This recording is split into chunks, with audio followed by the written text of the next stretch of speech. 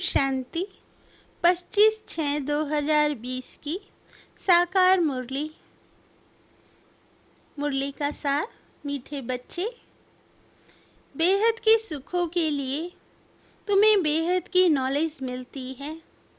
तुम फिर से राजयोग की शिक्षा से राजाई ले रहे हो।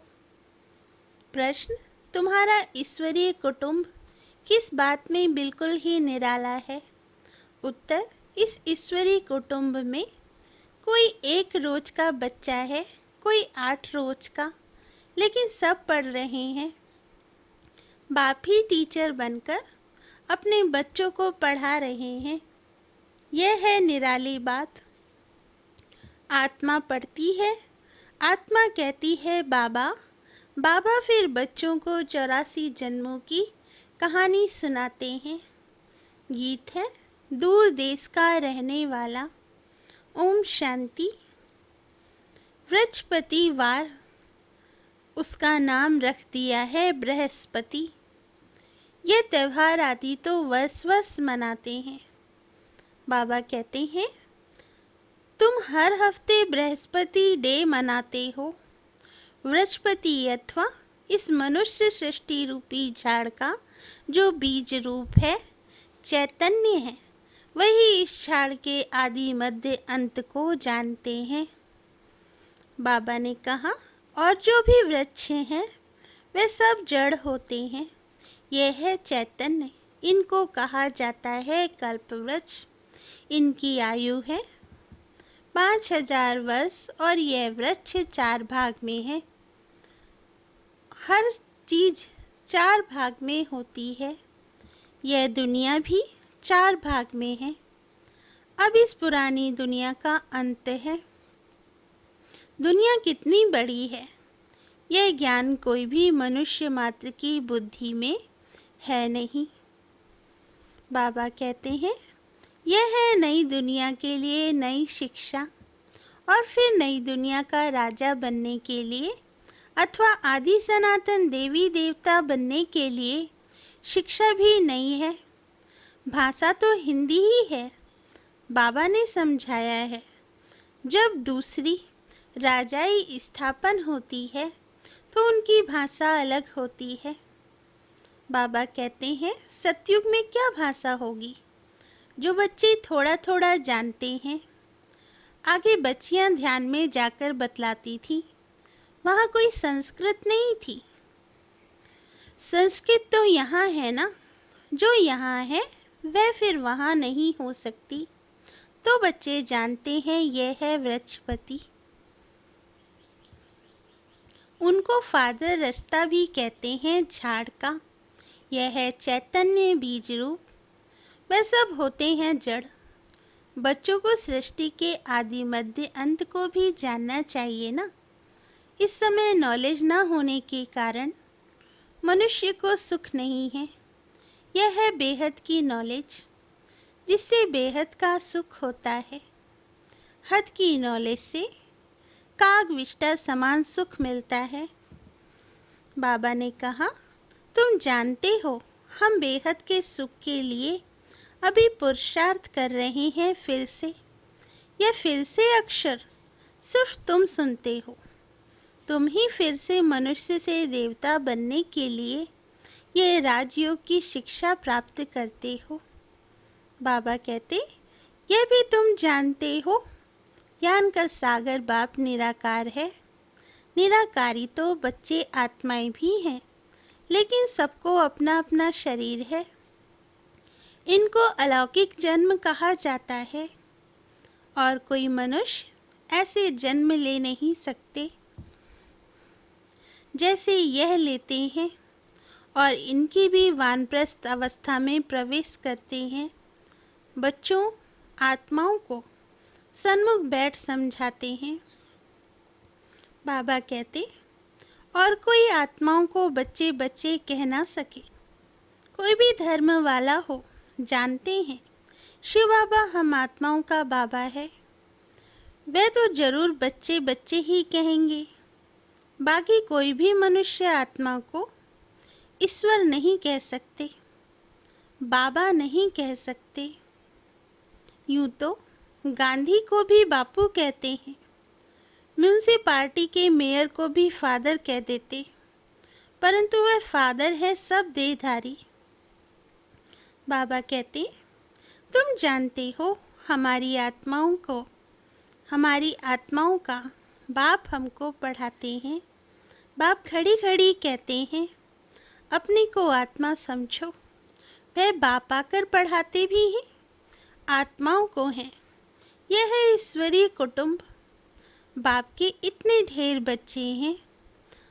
तुम भी कहते हो बाबा हम आपके हैं, तुम बच्चे हो गए। कहते हैं बाबा हम 1 रोज का बच्चा हूँ, 8 रोज का बच्चा हूँ, मास का बच्चा हूँ। पहले जरूर छोटा ही होगा, भल 2-4 दिन का बच्चा ही है, परंतु ऑर्गन्स तो बड़े हैं ना, इसलिए सब बड़े बच्चों को पढ़ाई चाहिए। जो भी आते हैं सबको बाप पढ़ाते हैं। तुम भी पढ़ते हो, बाप के बच्चे बने फिर बाप समझाते हैं। तुमने 84 जन्म कैसे लिए हैं? बाप कहते हैं मैं भी बहुत जन्मों के अंत में इनमें प्रवेश करता हूँ और फिर पढ़ाता हूँ। बच्चे जानते हैं यहाँ हम बड़े से बड़े टीचर के पास आए हैं, जिससे ही फिर ये टीचर्स निकले हैं जिनको पंडे कहते हैं। वह भी सबको पढ़ाते रहते हैं, जो जो जानते जाएंगे पढ़ाते रहेंगे। बाबा कहते पहले तो समझाना ही यह है, 2 बाप है ना, एक लौकिक और दूसरा पारलौकिक। बड़ा तो ज़रूर पारलौकिक बाप हो गया, जिसको भगवान कहा जाता है।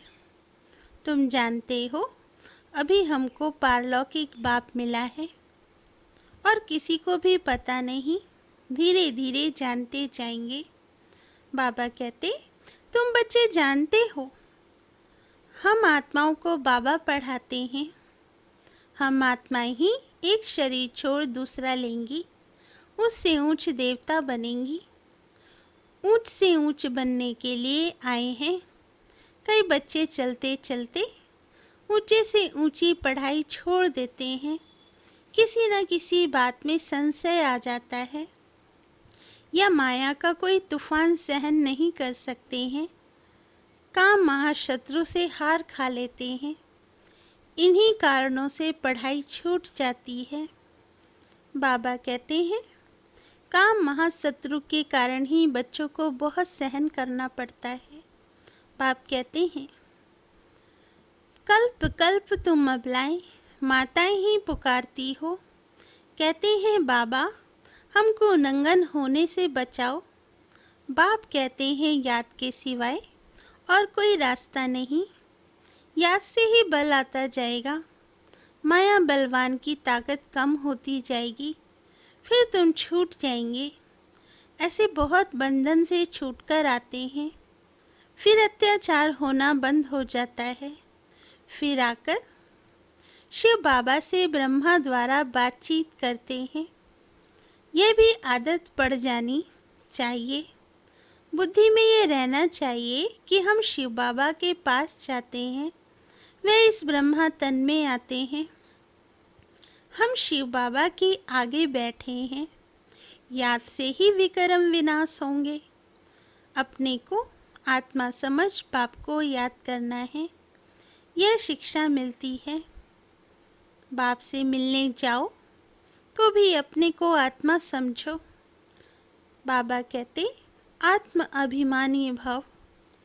ये ज्ञान भी तुमको अभी मिलता है, यह है मेहनत।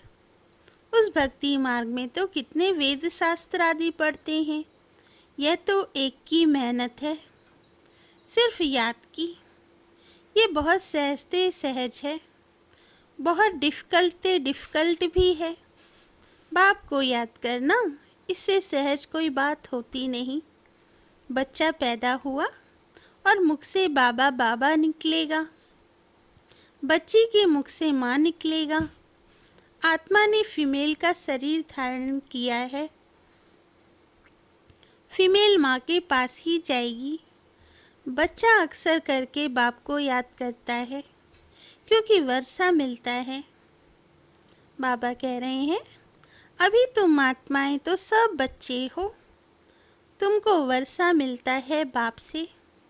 आत्मा को बाप से वर्षा मिलता है याद करने से। देह अभिमानी होंगे तो वर्षा पानी में मुश्किलात होगी। बाप कहते हैं, मैं बच्चों को ही पढ़ाता हूँ।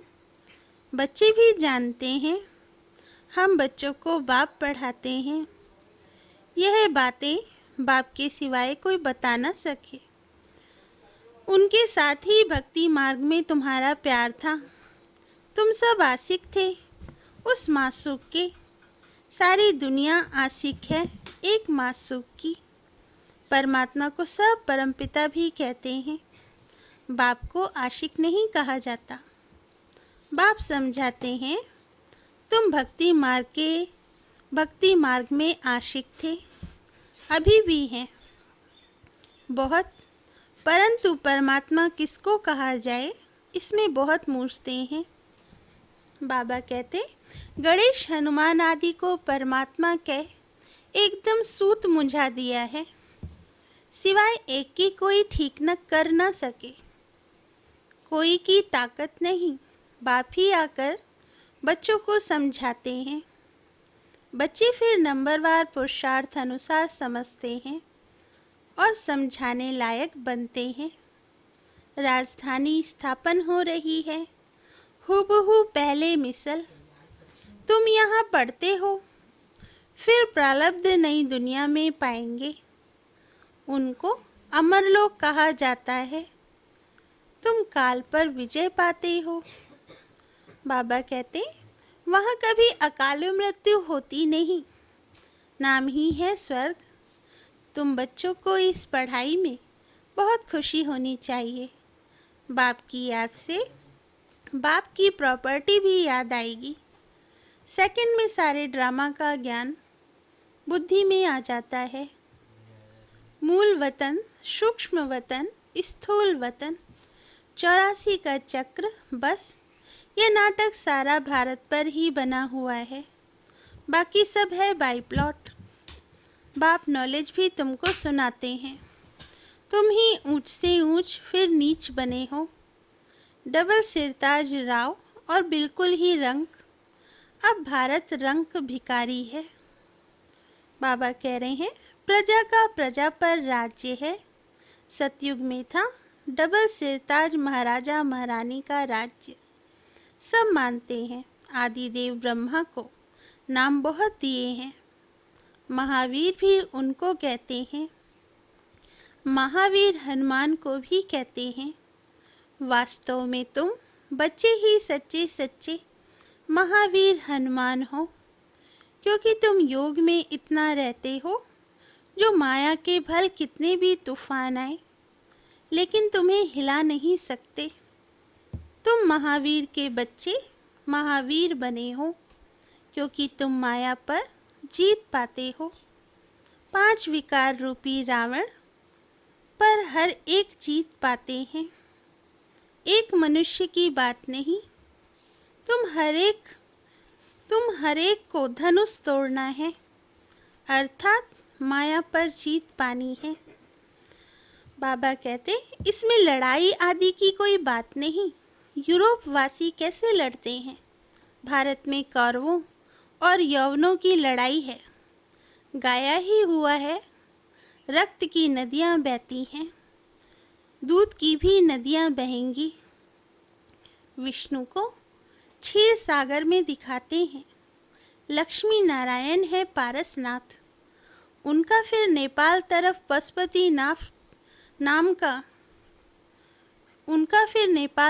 पशुपति नाम रख दिया है।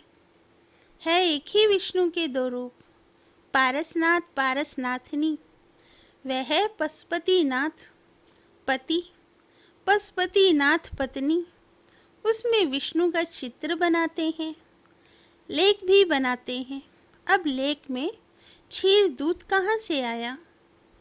बड़े दिन पर उस लेक में दूध डालते हैं, फिर दिखाते हैं क्षीर सागर में। विष्णु सोया पड़ा है, अर्थ कुछ भी नहीं। चार भुजा वाला मनुष्य तो कोई होता नहीं। बाबा कहते हैं, अभी तुम बच्चे सोशल वर्कर हो, रूहानी बाप के बच्चे हो। बाप सब बातें समझाते हैं, इसमें कोई संशय नहीं आना चाहिए। संशय माना माया का तूफान। तुम हमको बुलाते ही हो, हे पतित पावन आओ, आकर हमको पावन बनाओ। बाप कहते हैं, मामेकम याद करो तो तुम पावन बन जाएंगे। 84 के चक्र को भी याद करना है। बाप को कहा जाता है पतित पावन, ज्ञान का सागर। दो चीज हो गई, पतितों को पावन बनाते और 84 के चक्र का ज्ञान सुनाते हैं। बाबा कहते, ये भी तुम बच्चे जानते हो, 84 का चक्र चलता ही रहेगा, इनकी एंड होती नहीं। यह भी तुम नंबरवार पुरुषार्थ अनुसार जानते हो। बाप कितना मीठा है। उनको पतियों का पति भी कहते हैं, बाप भी है। अब बाप कहते हैं, मेरे से तुम बच्चों का बड़ा भारी वर्षा मिलता है। बाप कहते हैं, मेरे से तुम बच्चों को बड़ा भारी वर्षा मिलता है, परंतु ऐसे मुझ बाप को भी फारकती दे देते हैं। यह भी ड्रामा में नूंद है, पढ़ाई को ही छोड़ देते हैं। बाबा कहते हैं, गोया फारकती दे देते, कितने बेसमझ हैं। जो अक्लमंद बच्चे हैं वे सहज ही सब बातों को समझकर दूसरों को पढ़ाने लग पड़ेंगे। वे फौरन निर्णय लेंगे कि इस पढ़ाई से क्या मिलता है और इस पढ़ाई से क्या मिलता है, क्या पढ़ना चाहिए। बाबा से पूछते हैं। बच्चे समझते भी हैं कि यह पढ़ाई बहुत अच्छी है, फिर भी कहते क्या करें। जिस्मानी पढ़ाई नहीं पढ़ेंगे तो मित्र संबंधी आदि नाराज होंगे। बाप कहते हैं, दिन प्रतिदिन टाइम बहुत थोड़ा होता जाता है, इतनी पढ़ाई तो पढ़ नहीं सकेंगे। बड़े जोर से तैयारियां हो रही हैं, हर प्रकार से तैयारी होती है ना। दिन प्रतिदिन एक दो में दुश्मनी बढ़ती जाती है। कहते भी हैं, ऐसी ऐसी चीज़ें बनाई हैं जो फट से सबको खलास कर देंगे। बाबा कह रहे हैं, तुम बच्चे जानते हो, ड्रामा अनुसार अब लड़ाई लग नहीं सकती, राजाई स्थापन होनी है। तब तक हम भी तैयारी कर रहे हैं, यह भी तैयारी करते रहते हैं। तुम्हारा पिछाड़ी में बहुत प्रभाव निकलने का है। गाया भी जाता है, अहो प्रभु तेरी लीला। यह इसी समय का गायन है। यह भी गाया हुआ है, तुम्हारी गति मत न्यारी, सब आत्माओं का पाठ न्यारा है। अभी बाप तुमको श्रीमत दे रहे हैं कि मामेकम याद करो तो विक्रम विनाश होंगे। कहाँ श्रीमत, कहाँ मनुष्यों की मत। तुम जानते हो, विश्व में शांति सिवाय परमपिता परमात्मा के कोई कर न सके। 100% पवित्रता सुख शांति 5000 वर्ष पहले मुआफिक ड्रामा अनुसार स्थापन कर रहे हैं। कैसे? सो आकर समझो। तुम बच्चे भी मददगार बनते हो। जो बहुत मदद करेंगे वे विजय के माला के दाने बन जाते हैं। तुम बच्चों के नाम भी कितने रमणीक थे, वह नाम की लिस्ट एल्बम में रख देनी चाहिए। तुम भट्टी में थे, घर बार छोड़ बाप के आकर बने, एकदम भट्टी में आकर पड़े। ऐसी पक्की भट्टी थी जो अंदर कोई आ ना सके। जब बाप के बन गए तो फिर नाम जरूर होने चाहिए। सब कुछ सरेंडर कर दिया, इसलिए नाम रख दिए। वंडर है ना, बाप ने सबके नाम रखे। अच्छा, मीठे मीठे सिकिलदे बच्चों प्रति माता पिता बाप दादा का याद प्यार और गुड मॉर्निंग। रूहानी बाप की रूहानी बच्चों को नमस्ते। धारणा के लिए मुख्य सार। पहला पॉइंट, किसी भी बात में संशय बुद्धि नहीं बनना है। माया के तूफानों को महावीर बन पार करना है। ऐसा योग में रहो जो माया का तूफान हिला ना सके। दूसरा पॉइंट, अक्लमंद बन अपनी जीवन ईश्वरी सेवा में लगानी है। सच्चा रूहानी सोशल वर्कर बनना है। रूहानी पढ़ाई पढ़नी और पढ़ानी है।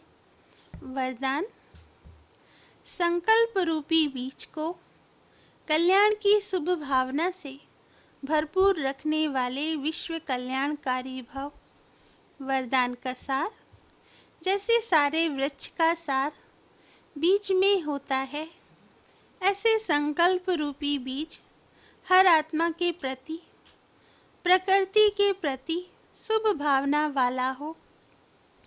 सर्व को बाप समान बनाने की भावना, निर्बल को बलवान बनाने की, दुखी अशांत आत्मा को सदा सुखी शांत बनाने की भावना का रस व सार हर संकल्प में भरा हुआ हो। कोई भी संकल्प रूपी बीज इस सार से खाली अर्थात व्यर्थ न हो, कल्याण की भावना से समर्थ हो, तब कहेंगे बाप समान विश्व कल्याणकारी आत्मा। स्लोगन, माया के झमेलों से घबराने के बजाय परमात्मा मेले की मौज मनाते रहो। अच्छा, ओम शांति।